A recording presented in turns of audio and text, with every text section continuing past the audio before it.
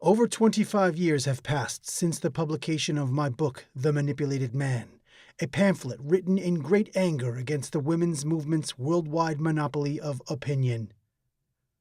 The determination with which those women portrayed us as victims of men not only seemed humiliating, but also unrealistic. If someone should want to change the destiny of our sex, a wish I had then as I have today, then that someone should attempt to do so with more honesty, and possibly also with a little humor. I would like to take the opportunity presented by the reissue of my book to answer two questions, which I am asked again and again in this context. People often ask me if I would write this book again. Well, I find it right and proper to have done so. But seen from today's perspective, my courage in those days may only be attributable to a lack of imagination. Despite all I wrote, I could not really imagine the power I was up against. It seemed that one is only allowed to criticize women on the quiet, especially as a woman, and could only expect agreement behind closed doors.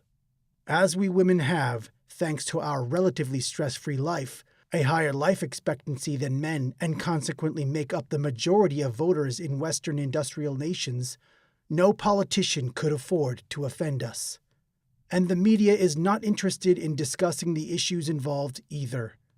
Their products are financed through the advertising of consumer goods, and should we women decide to stop reading a certain newspaper or magazine as its editorial policy displeases us, then the advertisements targeted at us also disappear.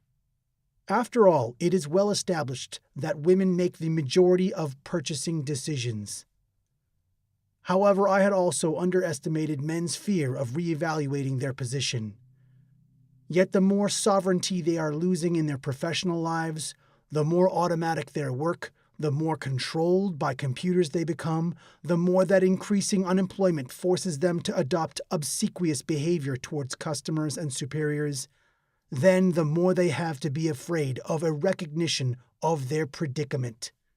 And the more essential it becomes to maintain their illusion that it is not they who are the slaves, but those on whose behalf they subject themselves to such an existence. As absurd as it may sound, today's men need feminism much more than their wives do.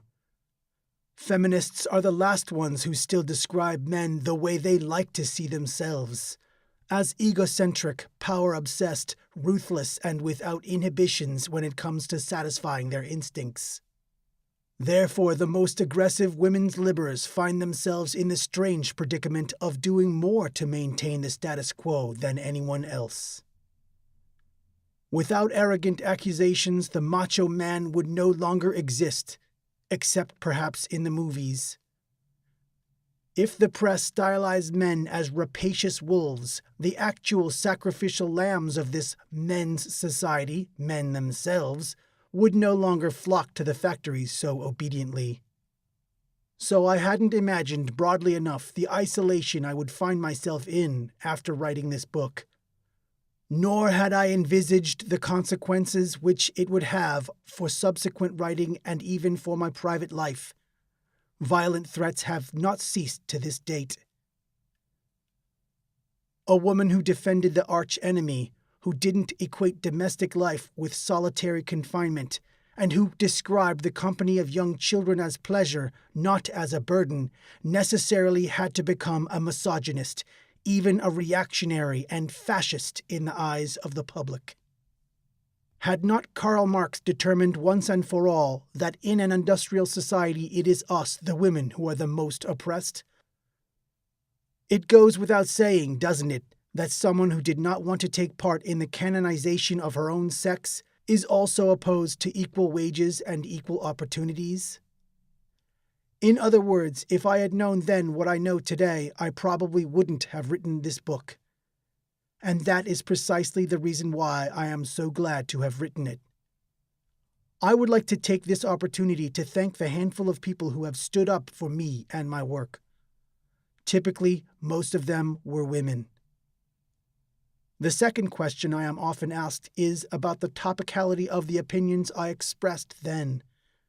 To what extent is what I described over 25 years ago still relevant to the new woman and the new man?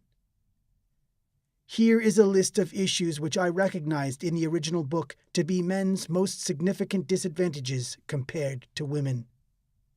1. Men are conscripted, women are not. 2. Men are sent to fight in wars, women are not. 3. Men retire later than women, even though due to their lower life expectancy they should have the right to retire earlier. 4.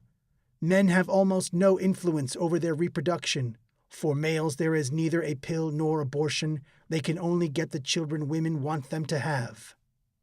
5. Men support women.